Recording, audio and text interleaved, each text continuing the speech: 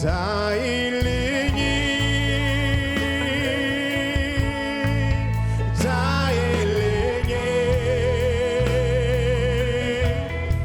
በመዝሙሬ ላይ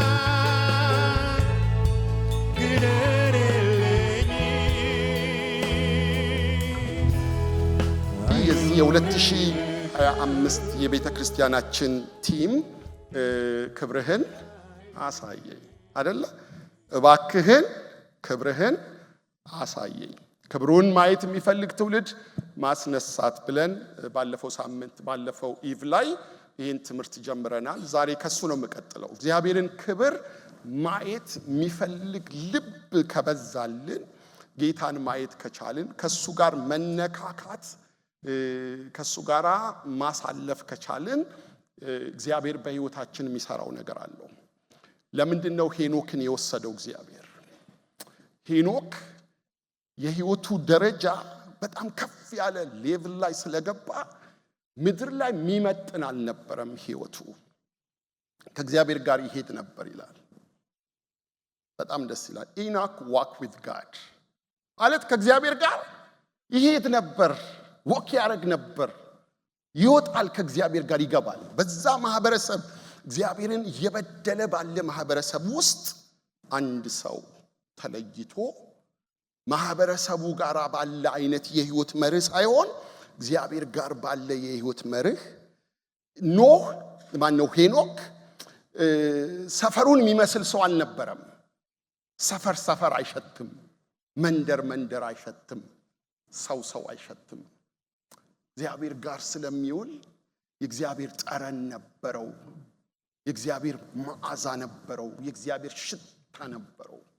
የሚወጣው ከእግዚአብሔር ጋር ነው፣ የሚገባው ከእግዚአብሔር ጋር ነው፣ የሚንቀሳቀሰው ከእግዚአብሔር ጋር ነው። አጠገቡ አብሮት ዋክ ያደርጋል። እግዚአብሔር ፓስተር በቀለ ወልደ ኪዳን ሲናገር በጣም ደስ የሚል ቃል ተናግሯል። በዚህ ሐሳብ ላይ አንድ ጊዜ ምን አለ?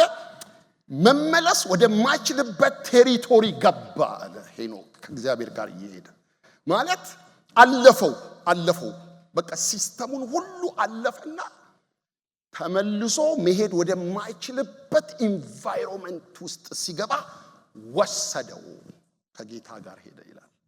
አልተገኘም ይላል። ሃሌሉያ። እግዚአብሔር በዚህ ምሽት በ2025 ጠረናችንን ይለውጠው። ጸሎቴ ለእናንተ ይሄ ነው።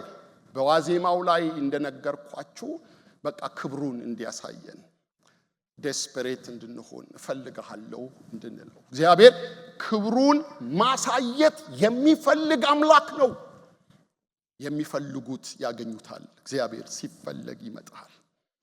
ማሳቹሴትስ ስቴት ውስጥ ሁለት መንትያ ልጆች አይደንቲካል ትዊንስ 12 ሳምንት ቀድመው ተወለዱ እና ማሞቂያ ውስጥ አድርገዋቸው ለማትረፍ ሐኪሞቹ የሚችሉትን ነገር እያደረጉላቸው ከሁለቱ መንትያዎች አንዷ መድከም ጀመረች። ኢንኩቤተር ውስጥ ምቹ ሁኔታ ውስጥ ለሁለቱም ተደርጎላቸዋል።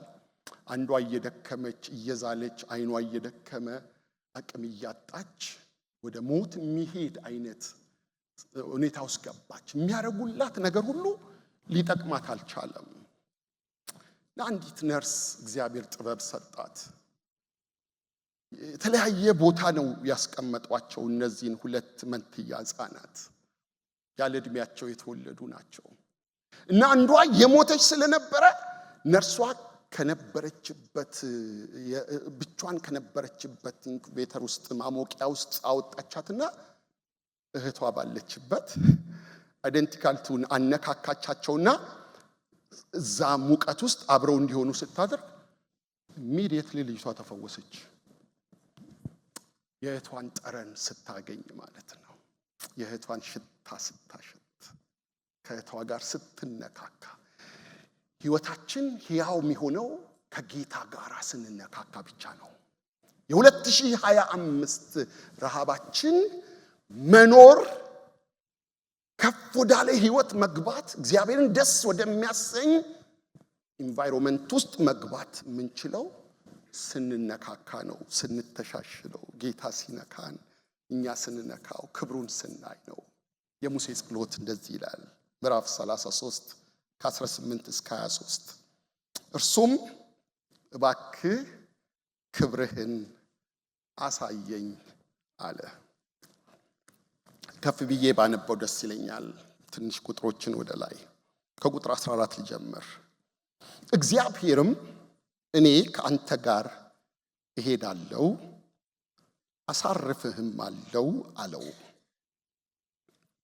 እርሱም አንተ ከኛ ጋር ካልወጣህስ ከዚህ አታውጣን፣ በምድርም ፊት ካለው ሕዝብ ሁሉ እኔና ሕዝብ የተለየን እንሆን ዘንድ አንተ ከኛ ጋር ካልወጣህ እኔና ሕዝብ ባንተ ዘንድ ሞገስ ማግኘታችን በምን ይታወቃል አለው።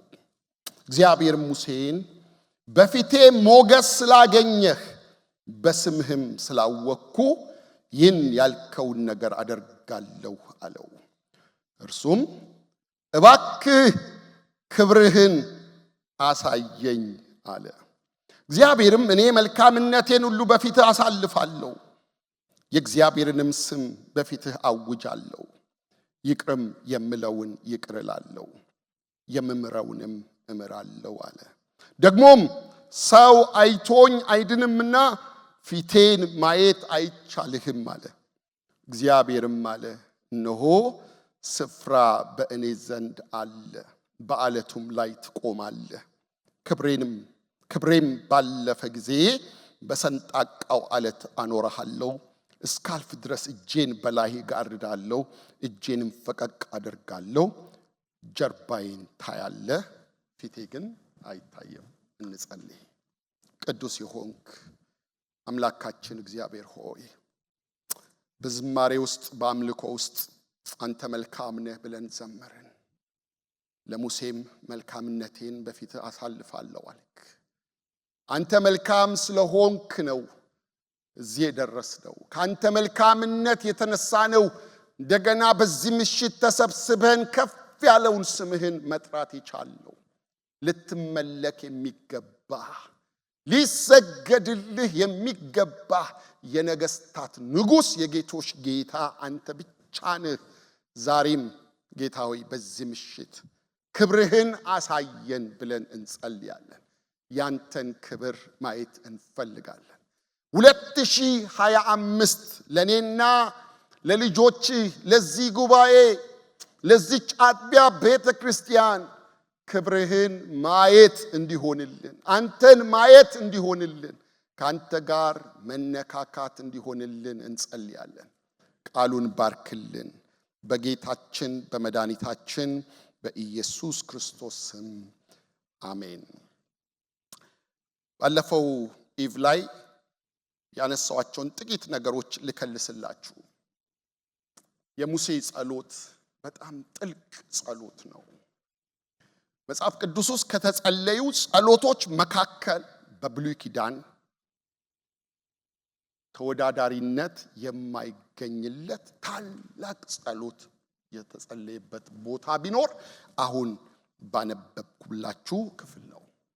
ሙሴ የጸለየው እግዚአብሔር ሆይ እባክህን ክብርህን ምን አርገኝ አሳየኝ፣ ክብርህን ማየት ፈልጋለሁ የሚል ጸሎት ነው የጸለየው። የእግዚአብሔር ክብር ስንል የተገለጠ የእግዚአብሔር ህልውና፣ የሚታይ የእግዚአብሔር ሀልሆት ወይም ደግሞ ራሱ እግዚአብሔር ማለት ነው ብለናል። ባጭሩ የሙሴ ጸሎት እግዚአብሔር ሆይ ልይህ ነው ያለው። ልይህ ያወራው ነው፣ ያናገረው ነው። በጣም የሚያስገርም ነገር በሙሴ ህይወት ውስጥ ሆኗል። ሙሴ ከፍ ባለ መንፈሳዊነት የሚመላለስ ሰው ነው። በጣም ቅዱስ፣ ንጹህ፣ ትሁት፣ የሚያስደንቅ ሰው ነው።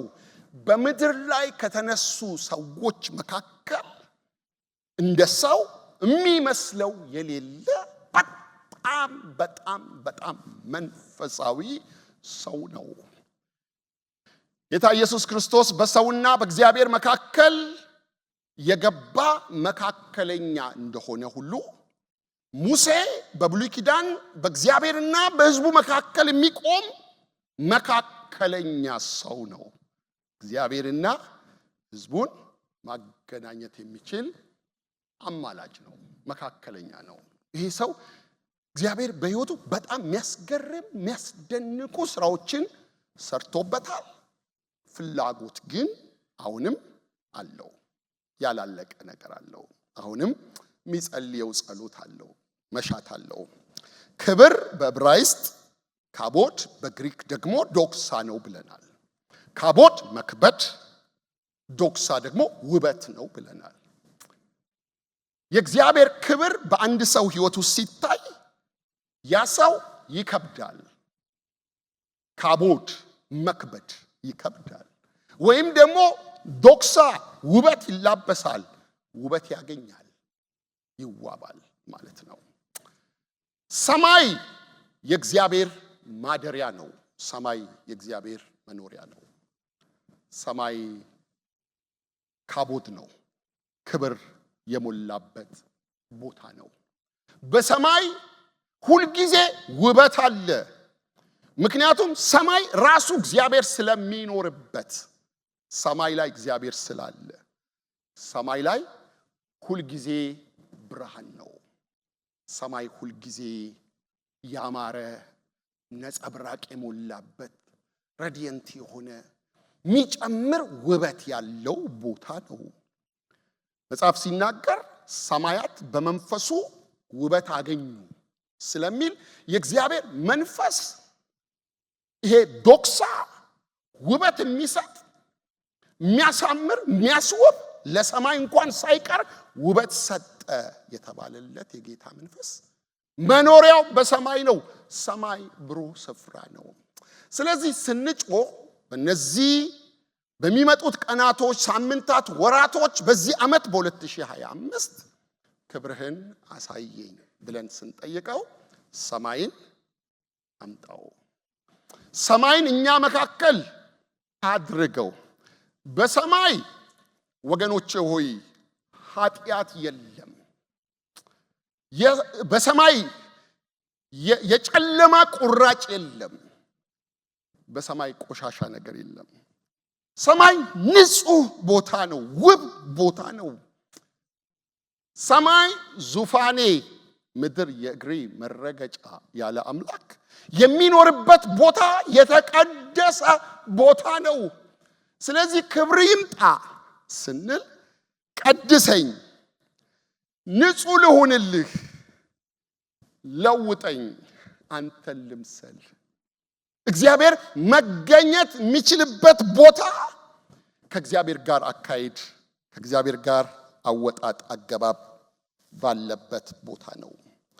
እግዚአብሔር ሕይወታችንን ሲቆጣጠረው ክብሩ ወደኛ ይመጣል ማለት ነው። ህልውና ክብር የተገለጠ የእግዚአብሔር ህልውና የእግዚአብሔር መገኘት ነው ካልን ህልውና አንድ ፐርሰን ማለት ነው፣ ስብዕና ማለት ነው።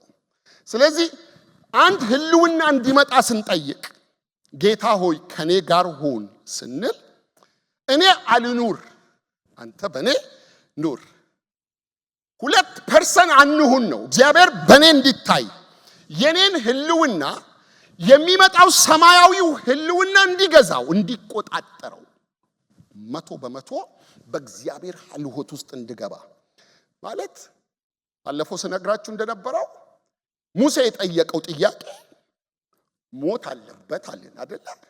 ሰው አይቶኝ አይድንም፣ የሚገልህን ነው የጠየከኝ፣ ትሞታለህ የሚለው የእግዚአብሔርን መልእክት ሲሰማ ሙሴ ልመናውን አያቆምም።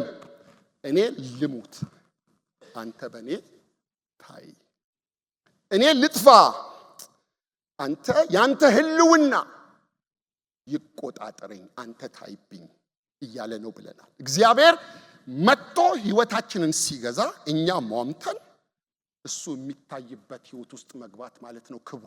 ክብሩ መጣ ማለት እኛ ጠፍተን እኛ ተሰውረን የሰማይ መርህ እና የሰማይ ፕሪንሲፕል ብቻ ህይወታችንን ሲገዛ ማለት ነው።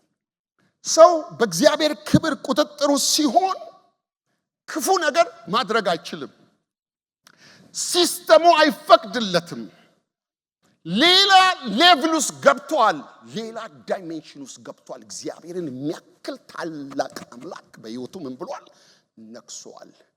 የሙሴ ጸሎት እሱ ነው። ሙሴ እኮ በጣም ንጹህ ሰው ነው። በጣም የሚያስገርም ሕይወት ያለው ሰው ነው። የእስራኤል ልጆች እግዚአብሔርን በበደሉ ጊዜ ይሄ የሙሴ ጸሎት መነሻ የሚያደርገው ካለፈው ምዕራፍ ከ32ኛው ምዕራፍ ጋር ተያይዞ የሚመጣ ጸሎት ነው። ፍሰት አለው። ምዕራፍ 24 ዘጸአት ላይ ሲተረክ የነበረው ትረካ ይቆምና ከ4 ጀምሮ አዲስ ነገር እየተነገረ መጥቶ ምዕራፍ 32 ላይ ሙሴ በምዕራፍ 24 ላይ ወደ ተራራ ሄደ። ኢያሱ አብሮት ሄደ። ተሰወረ፣ ገባ። ልክ ሙሴ ተራራው ጫፍ ላይ ሲወጣ የእግዚአብሔር ክብር ኮንሱም አደረገው። በእግዚአብሔር ክብር ውስጥ ገባ። ሙሴ አሁን የለም።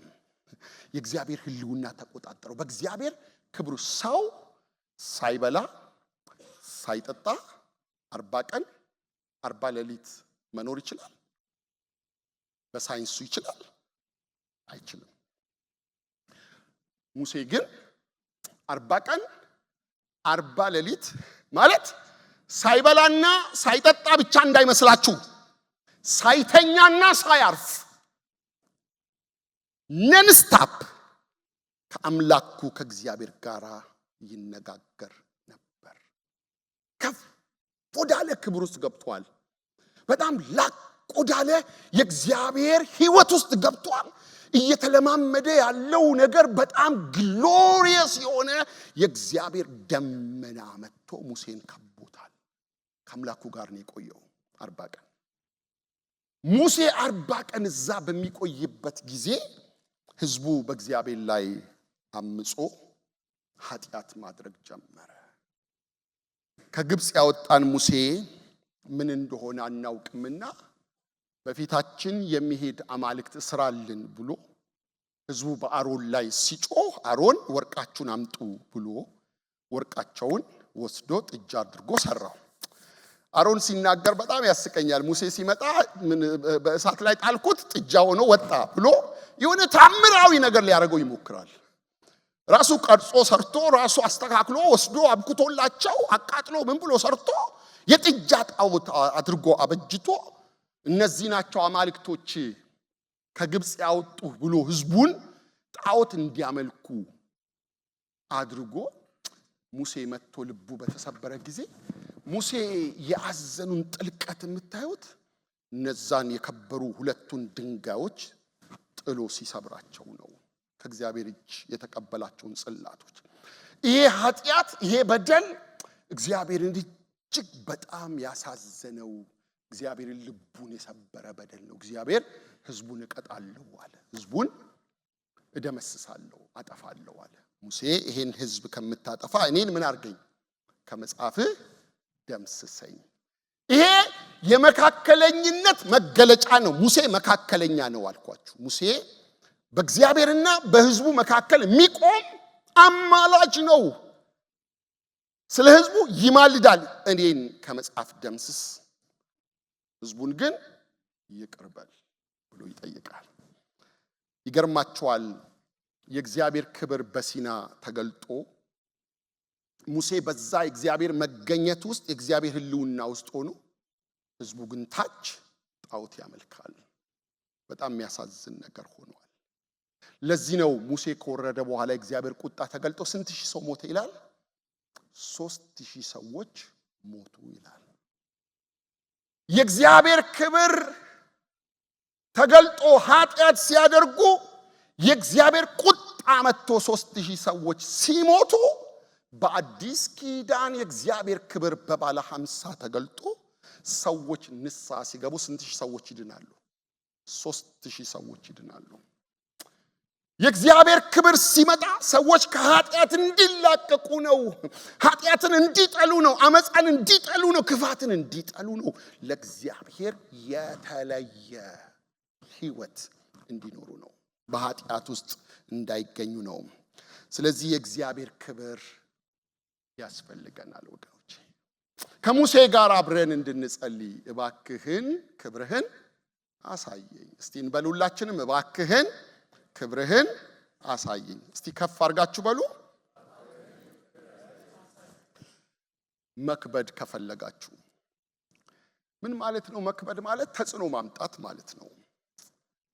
በህይወታችሁ ተጽዕኖ ፈጣሪዎች መሆን ከፈለጋችሁ፣ ልዩነት የሚያመጣ ህይወት መኖር ከፈለጋችሁ፣ መፈራት፣ መከበር፣ ሞገስ፣ ውበት ከፈለግን የእግዚአብሔር ክብር በህይወታችን መታየት ያስፈልጋል።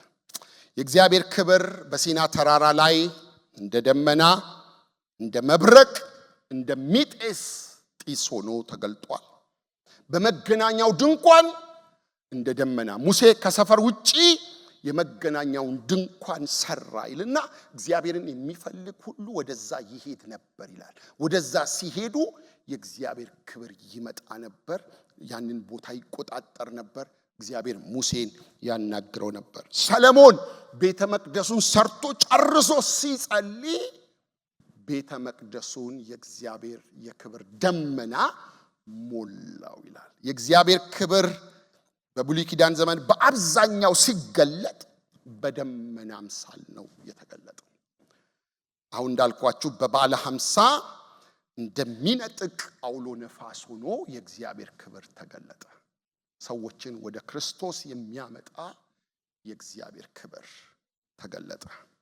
ዘኍልቍ 11:14-21 ላይ ነገር ግን እኔ ሕያው ነኝና በእውነት የእግዚአብሔር ክብር ምድርን ሁሉ ይሞላል ይላል። ተስፋ ነው። በመጨረሻው ዘመን የሚሆን ነው። የእግዚአብሔር ክብር ምድርን ሁሉ ይሞላል። መቼ መሰላችሁ? ኃጢአት ከምድር ሲጠፋ፣ አመጻ ሲጠፋ፣ ክፋት ሲጠፋ፣ አውሬው ሲታሰር የእግዚአብሔር ክብር ምድርን ይሞላል ይላል።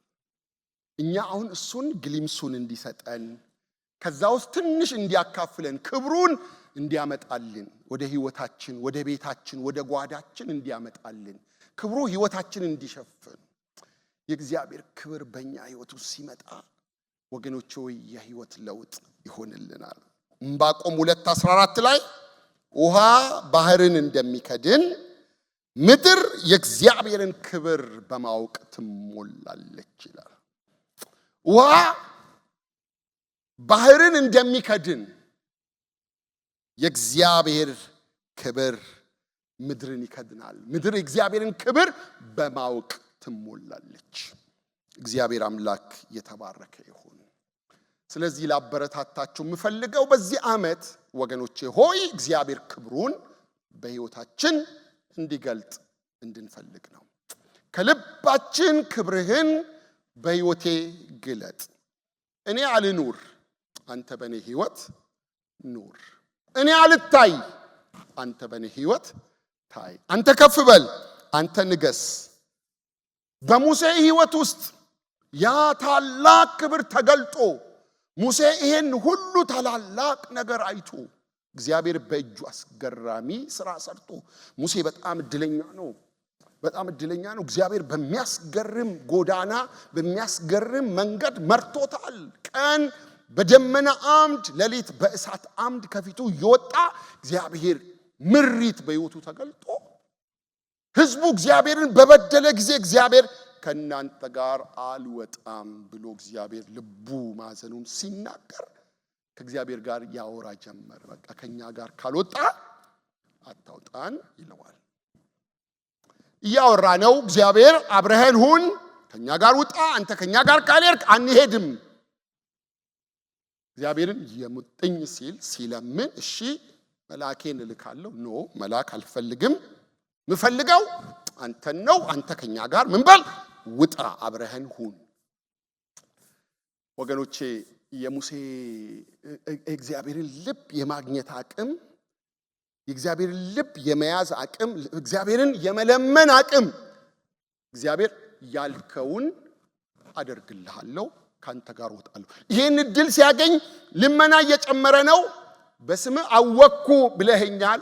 ባንተ ፊት ሞገስ ካገኘው ይሄ ህዝብ ልዩ ህዝብ ነው፣ ተራ ህዝብ አይደለም። ከሌላው ወገን የተለየ ህዝብ ነው። አውቅ ዘንድ መንገድህን አሳየኝ። አንተ በምትሄድበት ጎዳና ልከተልህ፣ አብሬህ ልሂድ። መንገድህን አሳየኝ፣ እንዴት እንደምትሄድ ልወቅ፣ ኮቴህን ልመልከት፣ ልከተልህ እያለ ነው። ይህን እያወራ መጥቶ ነው ሙሴ እባክህን ክብርህን አሳየኝ ብሎ የሚጠይቀው። የእግዚአብሔር ክብር ከባድ ጥያቄ ነው። ሙሴ እዚህ ጋር የጠየቀውን ጥያቄ ሌሎች ትርጉሞች ላይ የተቀመጠበት ሐሳብ በአጭሩ ሙሴ ምን እንደምትመስል ልይህ፣ ምን ትመስላለህ አንተ ልይህ ነው ያለው።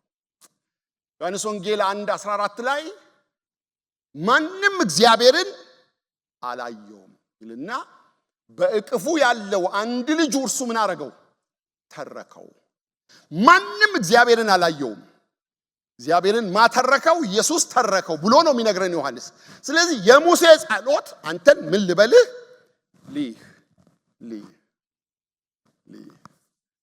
እንዳልኳችሁ ባለፈው ሉቃስ 9 ላይ ወደ ክብር ተራራ ይዟቸው ወጣ። ጴጥሮስን፣ ዮሐንስን፣ ያዕቆብን ሶስቱን ይዞ ወደ ክብር ተራራ ወጣ። በዛም ቦታ ሲጸልይ ጌታ ኢየሱስ ተለወጠ። አሁን ሙሉ የእግዚአብሔር ክብር በዛ ተራራ ተገለጠ። ተራራው ራሱ የክብር ተራራ ነው የሚባለው። ተገለጠ። ምንድነው የተገለጠው? መለኮት ተገለጠ። ኢየሱስ ክርስቶስ ማንነቱ፣ ታላቅነቱ፣ አምላክነቱ ተገለጠ። ልብሱ በጣም ነጭ ነው። ፊቱ በጣም ያበራል። ታላቅ ክብር ተገለጠ። ይህንን ክብር እነ ጴጥሮስ ሲያዩ ከኢየሱስ ጎን ማን ቆመዋል? ሙሴና ኤልያስ ቆመዋል። ሙሴ ጸሎቱ የተመለሰለት የሚሉት የመጽሐፍ ቅዱስ አስተማሪዎች በዚህ የክብር ተራራ ላይ አየ። ይህ ያለውን ጌታ አየ። ጴጥሮስ ሲናገር ከገናናው ክብር በእርሱ ደስ የሚለኝ የምወደው ልጄ እርሱ ነው፣ እርሱን ስሙት ሲል በዚያ ነበርን። ተረት ተከትለን አይደለም የመጣ ነው። ክብር አይተናል፣ ክብሩን ተመልክተናል። አየን፣ ክብሩን አየን፣ ታላቅነቱን አየን። ሙሴ አየው። ጸሎቱ በዛ ቦታ ላይ ለሙሴ እንደተመለሰለት ይታሰባል። ምክንያቱም እግዚአብሔርን የማየት ፍላጎት ነው የጠየቀው። ልይህ ምን ትመስላለህ አንተ? ከባድ ነው። ሰው ፊቴን አይቶ በመሰረቱ እግዚአብሔር መንፈስ ነው። እግዚአብሔር የሆነ እንደ አንድ ቁስ የሚታይ አይነት አይደለም። ግን የእግዚአብሔር መኖር የሚፈጥረው ነገር አለ። የሚታይ ነገር ይፈጥራል። ሙሴን በሰንጣቃው አለት አኖራለሁ፣ ባለፍኩ ጊዜ ጀርባዬን ታያለህ ያለው ምተወውን ነገር ከመገኘቱ ክብር ከመገኘቱ ታላቅነት የተነሳ እዛ ቦታ ላይ እግዚአብሔር የሚተወው ነገር አለ። ምልክት አለ፣ የሚታወቅ ነገር አለ። ልክ ማነው ስሙ ያዕቆብ ከእንቅልፉ ሲነቃ በዚህ ስፍራ እግዚአብሔር አለ፣ እኔም አላወቅኩም ነበር አለ። እዚህ ጋር የሆነ ነገር አወቀ፣ ገባው፣ አለ እዚህ ጋር እንዳለው ጀርባው እግዚአብሔር የሚተወው ምልክት ነው፣ የሚያስቀምጠው ምልክት። ለሙሴ ይሄን አደርግልሃለሁ አለው። ፊቴን አታይም፣ ጀርባዬን ታያለህ አለው። ሙሴ ረሃቡ፣ ጥማቱ፣ ፍላጎቱ፣ ጸሎቱ ጌታን የማየት ጸሎት ነው። ይሄ እንዲሆንልን ልይህ እንድንለው፣ እኔ ተሰውሬ አንተ ታይ፣ እኔ ተደብቄ አንተ ተገለጥ፣ እኔ አልታይ እኔ ልሙት፣ እኔ አሁን ሕያው ሆኜ አልኑር፣ አንተ በእኔ ኑር፣ አንተ ታይ ብለን እንድንጸልይ ሐዋርያው ጳውሎስ ይሄ ነገር ገብቶታል። እንዲህ አይነት ጸሎት ይጸልያል። ፊልጵስዩስ 3:8 ጀምሮ እንደዚህ ይላል።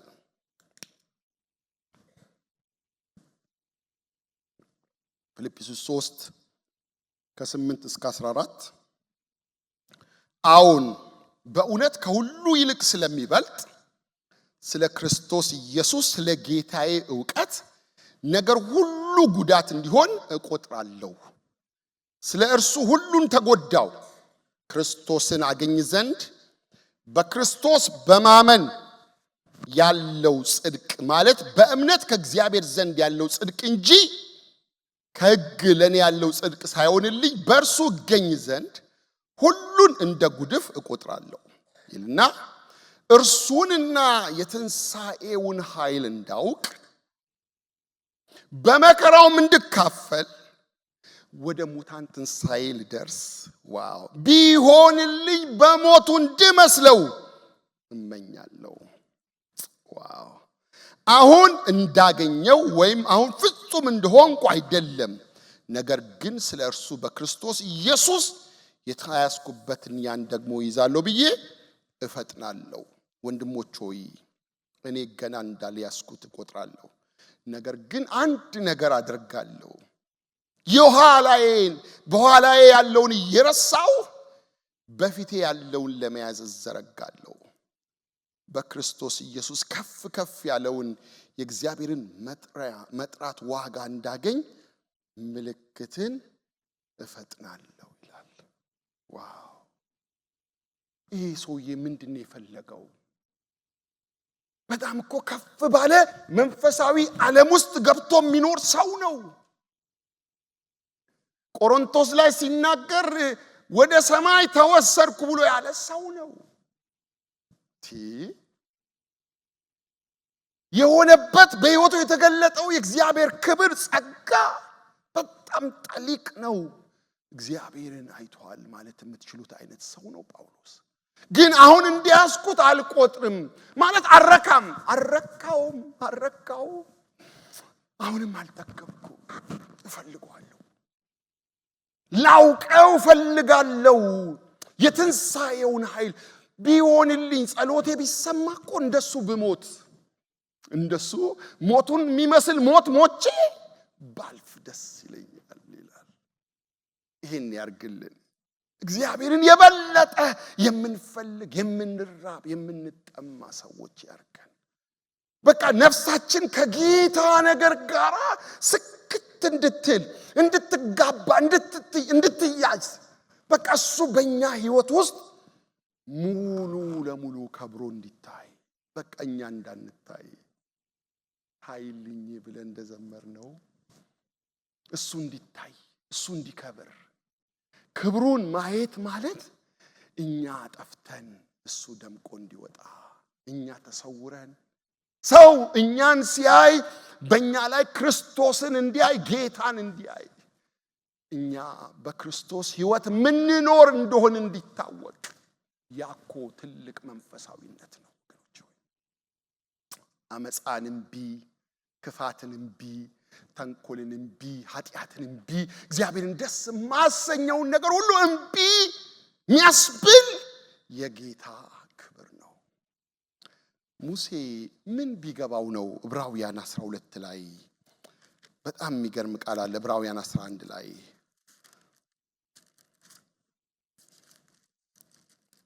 በጣም ምን አይነት ነገር ነው የሙሴ ህይወት? ተመልከቱ ምዕራፍ 11 ላይ የዕብራውያን ጸሐፊ ሲናገር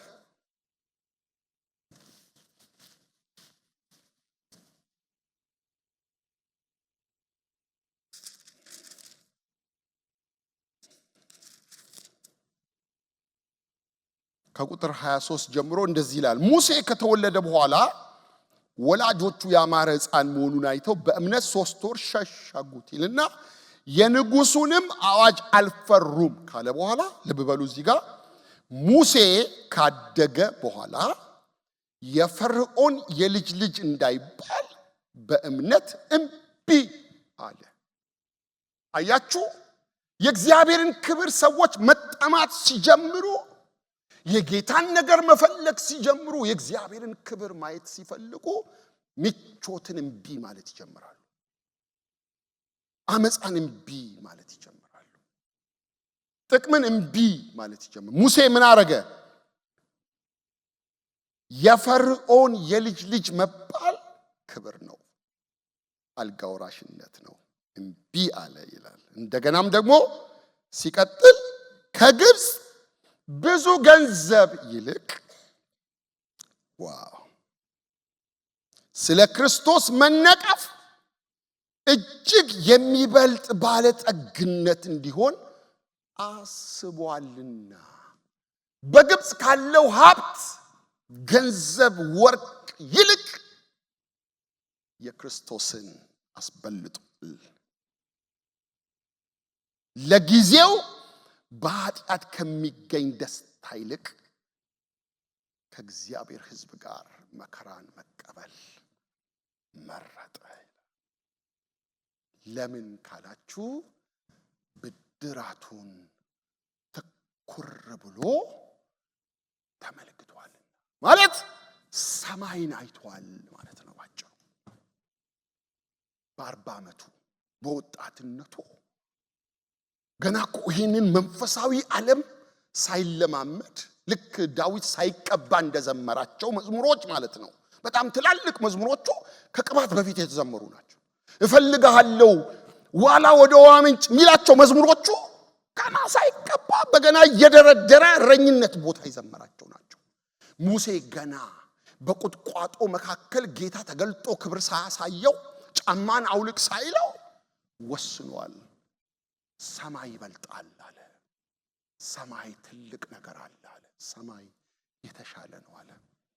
የዚች ምድር ህይወት 70 ቢበዛ 80 ስለሆነ ግብፅ ሀገር ንጉስ ቢሆን ለተወሰነ ጊዜ ነው። የሆነ ጊዜ ያቆማል፣ ይበቃዋል፣ ይጨርሳል እድሜውን። እማያልቅ የዘላለሙን አየ። የዘላለሙን ማየት የቻለው የእግዚአብሔር ክብር ገና ሕፃን ሆኖ እናቱ የእግዚአብሔርን ክብር አየች። እሱ ወጣት ሆኖ የእግዚአብሔርን ክብር ማሰብ ጀመረ። ወገኖቼ የእግዚአብሔርን ክብር ማሰብ ስንጀምር ብዙ እምቢ ምንላቸው ነገሮች አሉ። ብዙ ምንጥላቸው፣ ምንተዋቸው፣ ምናራግፋቸው ብዙ ነገሮች አሉ። እኔነታችን ይራገፋል። ባለፈው እንዳልኳችሁ 3 ዳስ እንስራ ሲል እኮ 6 ሰው ነው ያለው እዛ ተራራ ላይ። ጴጥሮስ አለ፣ ዮሐንስ አለ፣ ያዕቆብ አለ። ጴጥሮስ እኮ ሰልፊሽ ነው፣ ራስ ወዳድ ነው። በጣም ካያችሁ ብዙ ቦታ እንደሱ አይነት ነገር አለው። ግን የጌታን ክብር ሲያይ በዚህ መሆን ለኛ መልካም ነው አለና ለእናንተ ግን ዳስ እንስራ አለ። ይሄ እኮ የእግዚአብሔር ክብር ነው። ከኔነት ያወጣናል የእግዚአብሔር ክብር። ራስ ወዳድ መሆን እናቆማለን። ሰልፊሽ መሆን እንተዋለን። እኔ ማለት ለኔ ማለት እንተዋለን። በቃ እግዚአብሔርን ደስ የማያሰኙ ነገሮች ሁሉ ከህይወታችን እየተራገፉ መንፈሳዊው ዓለም ትግል መሆን ያቆማል። ለሙሴ ትግል አልነበረም መንፈሳዊው ዓለም። ለነ አሮን ትግል ነው፣ ለሌሎቹ ትግል ነው። ሌሎቹ ተለምነው የሚያመልኩ ናቸው። ተለምነው ነው የሚኖሩት፣ ተለምነው ነው የሚቀደሱት። ሙሴ ግን ላይፍ ስታይሉ ነው። ሙሴ የተለየ ነው። ሙሴ ከፍ ብሎ ነው የሚበራው። ሙሴ ላቅ ባለ ህይወት ነው የሚኖረው። ለምን? ክብሩን አይቷል፣ ክብሩን አግኝቷል። ከጌታው ጋራ ነው የሚውለው። ተራራ ላይ ቆይቶ ሲወርድ ፊቱ ምን ይል ነበር ይላል? ያበራ ነበር ይላል። ያንጸባርቃል። ዶክሳ ውበት ነው፣ ብርሃን ነው፣ ነጸብራቅ ነው። ያንን ነጸብራቅ ይዞ ነው ከተራራው የሚወጣው። ሙሴን ሲያዩ ይፈሩት ነበር። ክብር አለ እሱ ጋር። ለምን ካላችሁ የቆየው እግዚአብሔር ጋር ነው። እግዚአብሔር ጋር ነው የቆየው። የት ነው እየቆየን ያለ ነው?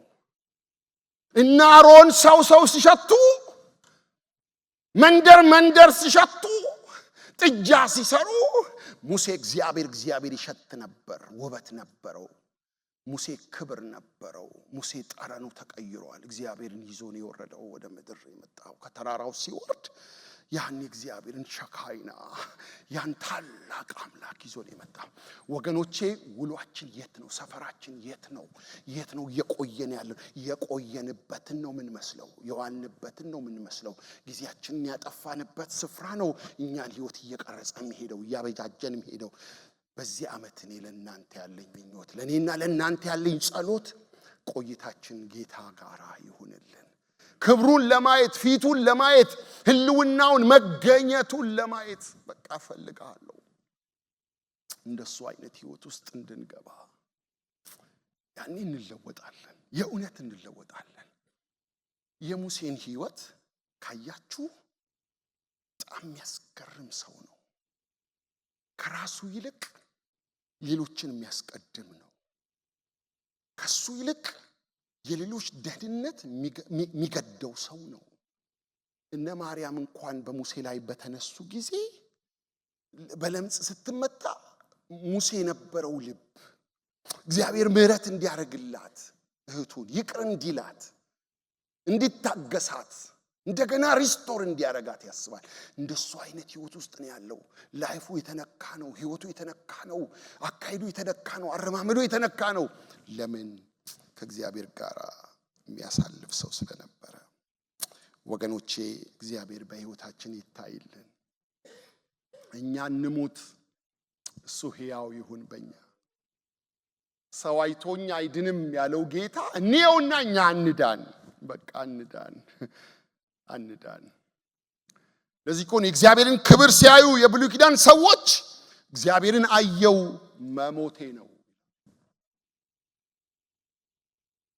እነ ማኑሄ ጌታ ተገልጦላቸው ካዩ በኋላ የሚናገሩት ቃል እንሞታለን፣ አየነው እኮ እግዚአብሔርን።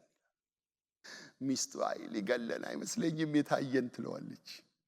እግዚአብሔር ክብሩ ሲመጣ እኛነታችንን ይግደለው፣ ፈቃዳችንን ይግደለው፣ ምርጫችንን ይግደለው፣ ፍላጎቶቻችንን ይግደለው። ብዙ እኮ ነው ነገራችን። በጣም ብዙ ነው። በጣም ብዙ ከረጢት ነው ያለን። በጣም ብዙ ነው ያለን። ከዛ ውስጥ የሚያወጣን የጌታ ክብር ነው።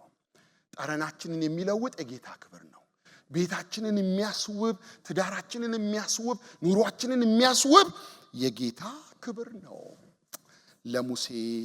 ሙሴንን ጸሎት እግዚአብሔርን ሲለምን እግዚአብሔር አንድ የተናገረውን ላንሳላችሁና ላጠቃልል። እግዚአብሔር ምን አለው? መልካምነቴን ሁሉ በፊትህ አሳልፋለሁ። በጣም ትልቅ ቃል ነው። ቅድም በመዝሙር ውስጥም ተደጋግሞ ሲዘመር ነበር። የእግዚአብሔር መልካምነት ማለት የእግዚአብሔር ሁሉን ባህሪ ጠቅልሎ የያዘ ቃል ነው፣ ፓኬጅ ነው። የእግዚአብሔር መልካምነቴን በፊትህ አሳልፋለሁ። እግዚአብሔር አዝኗል። እግዚአብሔር ሊቆጣ ነው። እግዚአብሔር ሊቀጣ ነው። በድለውታል። ግን ሙሴን ምን አለው?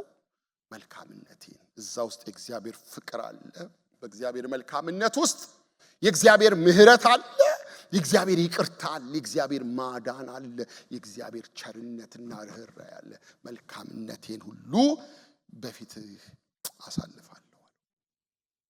ይቅር የምለውን ይቅር እላለሁ። ለምን? እኔ መልካም ስለሆንኩ።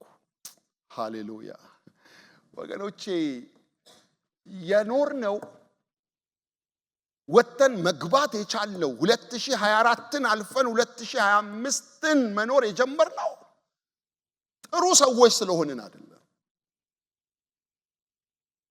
በ2024 ጌታን በጣም ስላስደሰት ነው አይደለም። የሚበቃ ማን ግን የእግዚአብሔር መልካምነት ነው። እግዚአብሔር መልካም ነው ማለት እዛ ውስጥ የእግዚአብሔር ምህረት አለ፣ የእግዚአብሔር ፍቅር አለ፣ የእግዚአብሔር ይቅርታ አለ፣ የእግዚአብሔር ማዳን አለ። ለዚህ ህዝብ መልካም ነኝ አለ እግዚአብሔር። መልካም ነኝ፣ መሐሪ ነኝ ማለቱ ነው። ይቅር ባይ ነኝ ማለቱ ነው። እግዚአብሔር ይቅር እያለን ነው እዚህ የደረስነው። እግዚአብሔር እየራራልን ነው እዚህ የደረስነው። እግዚአብሔር ተሸክሞን ነው እዚህ የደረስነው። እግዚአብሔር ይቅር ብሎን ነው እዚህ የደረስነው። እግዚአብሔር ስለረዳን ነው። ለሙሴ ይሄ ዋስትናው ነው። እግዚአብሔር መልካምነቴን በፊትህ አሳልፋለሁ። አዋጅ አውጃለሁ አለ። የይቅርታን አዋጅ አውጃለሁ። የምህረትን አዋጅ አውጃለሁ። የርህራሄን አዋጅ አውጃለሁ። የኔ መልካምነት ሲወጣ ይህን የበደለኝን ህዝብ ይቅር እላለሁ አለ። እንደገና የተሰበረ ጽላት አለ። ተመልሰ ወደ ተራራው ውጣ አለው ለሁለተኛ ጊዜ። ለሁለተኛ ጊዜ 40 ቀን ሊቆይ ነው። ወደ ተራራ ሊሄድ ነው። እንደገና ከእግዚአብሔር ጋር ሊያወራ ነው። እግዚአብሔር እንደገና ትእዛዝ ሊሰጠው ነው። እንደገና ከእግዚአብሔር ጋር ሊነጋገር ነው። ምዕራፍ 34 ቁጥር 6 ላይ እግዚአብሔርም ከፊቱ አለፈ የሚል ቃል አለ። ከሙሴ ፊት ሙሴ አየው፣ እግዚአብሔርን ተከተለው። ከፊቱ ወጣ፣ እግዚአብሔር ከፊቱ ቀደመው። 2025 እግዚአብሔር ከፊታችሁ ይለፍ፣ በሞገስ ይለፍ።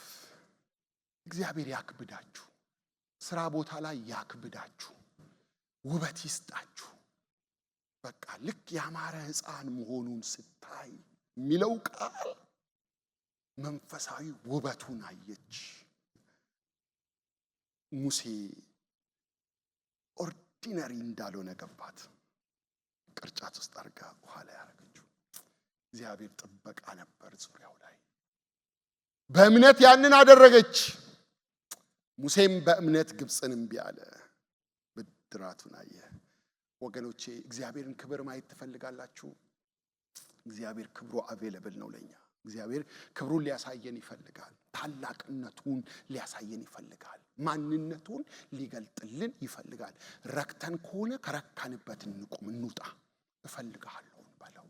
ብዙ ያንተን ነገር እፈልጋለሁ፣ ብዙ ያንተን ነገር እፈልጋለሁ እንበለው። የእግዚአብሔርን ክብር የምናይበት መንገድ አንድ ነገር ብቻ ልንገራችሁ። እግዚአብሔር ክብሩን የሚያሳየን በእምነት ነው።